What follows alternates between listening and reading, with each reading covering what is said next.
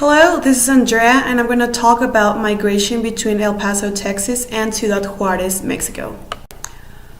Migration topic has always been a subject of matter. Lots of Mexican families migrated to the United States because of the wave of violence that Juarez was going through, some of them in a legal way and others illegally. There are several reasons to look at the border as an important reference point in the present life of Mexico and to explain the wave of violence that plagues the country and has its clearest expression in Ciudad Juarez. Ciudad Juarez and El Paso are so close that you can sit on a park bench in El Paso and watch laundry wave behind a whitewashed house on Juarez hillside. The recent war among various gangs and drug cartels has made Juarez one of the world's most dangerous cities, while across the way El Paso remains calm, even early prosperous. It constantly ranks as one of the safest cities in the United States. On the other hand, Ciudad Juarez was facing kidnaps, extortions, quotas, right to protection, shootings, violent robbery of cars, assaults, robberies in houses, disappearance of teen girls, and sexual violence against girls and women, and other security issues. All of these problems generated a collapsed society where citizens do not feel protected within the national territory. During this period of extreme violence, you could see burned restaurants, bullet-drilled vehicles, burned out malls, and you could even tell the fear in the citizens' face walking alone on the streets. Therefore, for Mexico, one of the great and most serious problems was the inability of the state to provide human security to its citizens. In 2008, the national rate of victimization was 12,000 crimes per 100,000 inhabitants. These economic and criminal disintegrations and these losses of security have created citizenships that do not enjoy the social, economic, and political benefits that every nation state must guarantee. All the problems mentioned above had a snowball effect, so one of the main solutions chosen by citizens was to migrate to the United States. Some of them did it illegally and others did it legally.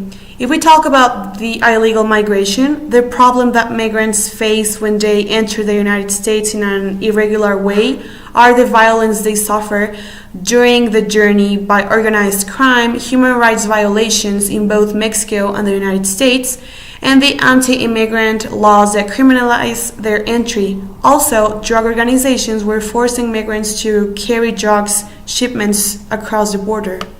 So, according to Washington Office on Latin America report, the flow of migrants from Mexico into El Paso region has nearly ground to a halt due to greatly increased U.S. security force presence, the poor U.S. economy, and the danger that organized crime groups pose for migrants on the Mexican side of the border. The flow of drugs, meanwhile, continues or near the same level as always. Therefore, this phenomenon, seen from El Paso perspective, raised concerns about U.S. security policy. Some reforms were claimed by the American citizens in terms of human rights training for law enforcement, improved intelligence coordination, reduced military involvement, stronger accountability mechanisms, increased anti-corruption measures, and greater attention to ports of entry. A key reason for the jump in migration in a change of policy, an unprecedented security built up on the U.S. side of the border. If they are apprehended, migrants and suspected non-citizens face occasional abuse of the hands of Border Patrol and other law enforcement agents.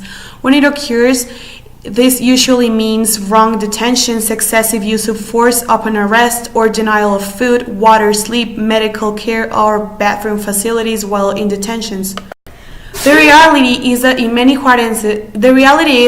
Juarenses, especially the upper class, are people who have dual nationality and prefer to live in El Paso and come to Ciudad Juarez just to collect profits from their business.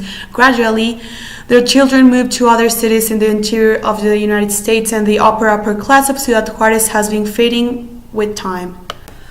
The violence in Ciudad Juarez during 2008 until 2011 clearly damaged the social fabric, and the immediate solution for some Juarezes was the migration to El Paso, Texas. As a response, seeking for their own safety, the border security in the United States increased measures. It can be said that a community like Ciudad Juarez, if it's considered organically as a eco-social entity, has the capacity to generate vulnerabilities and strengths for resistance to internal and external disturbances, and if shaken by these disturbances, can generate new balances that allow its restoration. Thank you.